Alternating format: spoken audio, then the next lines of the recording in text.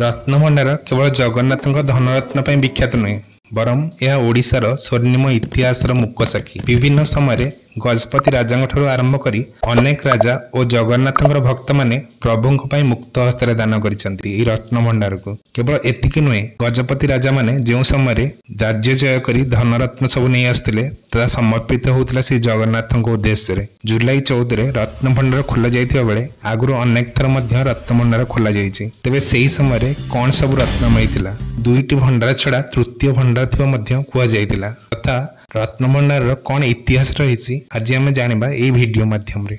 जदि आपन के वीडियोटी भल लगुची याकु सब्सक्राइब करिया पई भूलिबेनी। विभिन्न इतिहासकार पुरातन बहिरु जगन्नाथ मंदिर और रत्नभंडार विषय अनेक तथ्य मिले। जगन्नाथ मंदिर प्रचलित थिबा मादळा पांजिरु अनेक इतिहास जानी हुए। 1200 शताब्दी चोड़गंग देव वर्तमान जगन्नाथ मंदिर निर्माण पर प्रभुंक पई अनेक नुआ अलंकार मान तैयारी करथिले। मादळा पांजिर तथ्य अनुसार गंगवंशी राजा अनंग भीमदेव श्रीमंदिर को 2,50,000 मोहर ओजनर अलंकार दान करथिले। गंग समय पर एठारे शासन करथिले सूर्यवंशी राजा माने जो माने रत्नभंडार परिपूर्ण करिवारे अनेक योगदान करथिले। जगन्नाथ मंदिर दिग्विजय द्वारा लेखाथिबा शिलालिपिरु यह जणा जाए 1446 मसीह गजपति कपिलेन्द्र देव अनेक रत्न अलंकार श्रीमंदिर को दान करथिले। Historian RD. बानाजी द्वारा लिखित पुस्तक हिस्ट्री ऑफ ओडिशा रे सम्मान कथा लेखा अछि और से यह कही 1446 मसीह दान करा जायतिबा अलंकार गुड़िक 1893 मसीह पर्यंत व्यवहार रहतिला। श्रीमंदिर कला आधार कला पहाड़ भली राक्षस माने मंदिर उपर आक्रमण करने को चेष्टा करिसेंती और धनरत्न लुटिया पई चेष्टा करिसेंती। 1668 राजा पुरुषोत्तम देवଙ୍କ समय कला पहाड़ श्रीमंदिर उपर आक्रमण करथिला किंतु जगन्नाथଙ୍କ अपूर्व कृपारु तांको भंडार केबे भी खाली होइनी। आज भी रत्न भंडार परिपूर्ण। 1805 मसीह तत्कालीन पुरी कलेक्टर चार्ल्स क्रोम द्वारा भितर रत्नभंडार रत्न गणना करा जायतिला। से एथिरे 1333 रत्न अलंकार थिबा दर्शाइथिले।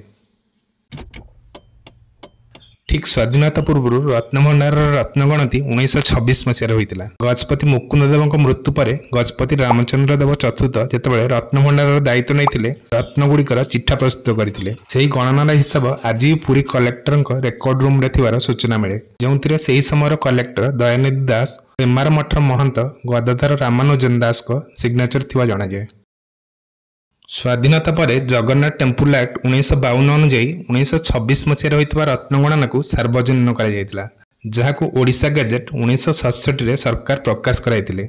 एथिरे कुहा जायतिला भंडार मध्यने 837 प्रकार रत्न अलंकार मान गच्छित अछि। एही लिस्ट रे कुहा जायतिला बाहर रत्न भंडार रे ठाकुर मानकर 150 प्रकार रत्न अलंकार अछि जोंथि श्री जगन्नाथकर मुकुट 610 तोला, बलभद्रकर मुकुट 434 तोला, सुभद्रांकर मुकुट 275 तोला ओजन रहितिला। तीन ठाकुरଙ୍କ ପାଇଁ तीनोटी हरिडा कंठीमाला 120 तोला ओजन रही। मुख्य अलंकार गुड़िक मध्य श्री जगन्नाथंकर श्रीपयर 818 तोला और श्री बलभद्रंकर श्रीपयर 710 तोला रही। मुख्य अलंकार छड़ा अनेक अलंकार गुड़िक एही चिठारे स्थान दिया जायतिला। भितर रत्नभंडार मध्य आहुरी अनेक सुना हीरा लीला रूपा इत्यादि रहितिबा एथिरे सूचना रही।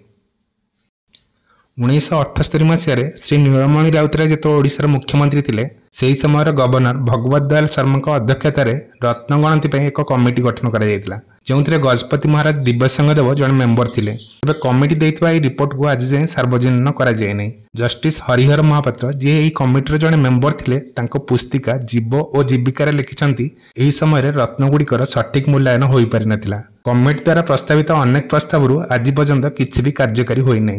कमिटीर प्रस्ताव अनुसार केवल मंदिर मध्य एक हुंडी स्थापन करा जायछि।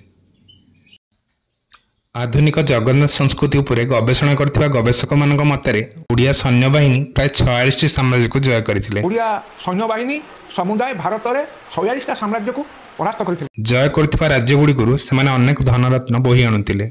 एमानक मतरे जय करी आणुथिबा रत्न गुडीक सब मंदिर भंडार को जाउथिला। एथिरे रहितला सेही राज्यर राजा मानकर मुकुट सबु। मुकुटटी आसीबो ए जातिर जे प्रकृत राजा श्री जगन्नाथଙ୍କ मंदिर सेगुडको भितर रत्नभंडार रे आज भी थिबा सेमाने दाबी करंती। एभली कुआ जाय भितर भंडार पर मध्य आउ एक रत्नभंडार रहिछि जहाको खूब कम लोक जानती। जे केवल मंदिरर ऊपर ऊपर अछि भंडार ता नुहे मंदिरर माटी तले मध्य भंडार अछि। ତେବେ ବର୍ତ୍ତମାନର ସରକାର ନିଜ ରିପୋର୍ଟକୁ ସାର୍ବଜନୀନ କଲେ ଏହି ବିଷୟରେ ଲୋକମାନେ ଅଧିକ କିଛି ଜାଣିପାରିବେ।